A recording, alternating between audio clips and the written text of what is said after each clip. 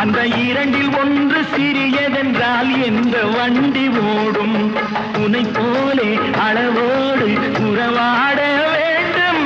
உயர்ந்தோறும் தாழ்ந்தோறும் உறவு கொள்வது அது சிறுமை என்பது அதில் அர்த்தம் உள்ளது. பரமசிவன் கழுத்தில் இருந்து பாம்பு கேட்டது, கருடா சௌக்கியமா? யாரும் இருக்கும் இடத்தில் இருந்து கொண்டால் எல்லாம் சௌக்கியமே.